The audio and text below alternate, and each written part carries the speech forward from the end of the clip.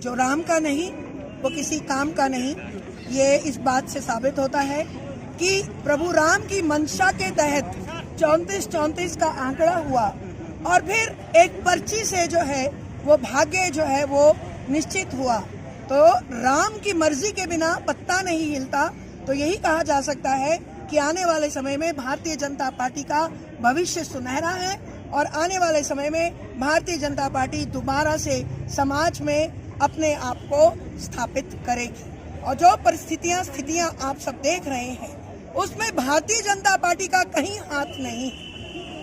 सुक्खू सरकार ने अपने ही लोगों को प्रताड़ित किया, सुक्खू सरकार ने अपने ही लोगों की बात को नहीं सुना, यहाँ तक कि अपनी प्रदेश अध्यक्षा माननीय प्रतिभा सिंह जी की बात को भी नहीं सुना। तो ये तो अंत होना ही था।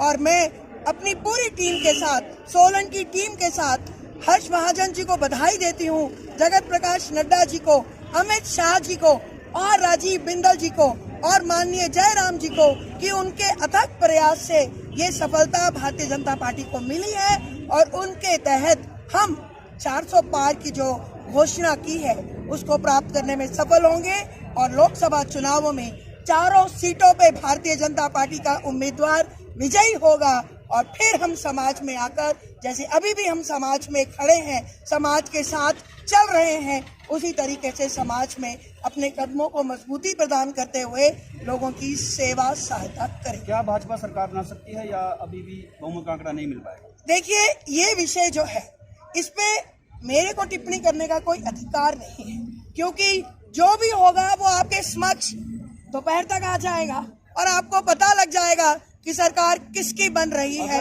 उम्मीद हमेशा कायम रखनी चाहिए और उम्मीद से ही जो है सारी दुनिया चलती है। तो हम उसी उम्मीद पे। अगर भाजपा मान लीजिए कि सरकार बना भी लेती है तो क्या जनता का ठगा महसूस नहीं होगा? क्योंकि जनता को हमने नहीं ठगा, जनता को हम नहीं ठगेंगे, जनता को तनुजी हम नहीं ठगेंगे, जनता को कांग्रेस ने ठगा। 1500 रुपए का लालच दिया, गोबर उठाने का लालच दिया, युवाओं को नौकरी देने का लालच दिया। क्या क्या लालच उन्होंने जनता को दिए जब सरकार बननी थी, और वो जब पूरा नहीं कर पाए तो उनके विधायक भी अपने आप को ठगा सा महसूस कर रहे हैं। तो इसमें भारतीय जनता पार्टी कहां से आ गई? जो समीकरण बनेंगे उस समीकरण में भारतीय जनता पार्टी अगर आती है तो मजबूती से समाज में कार्य करेगी। धन्यवाद।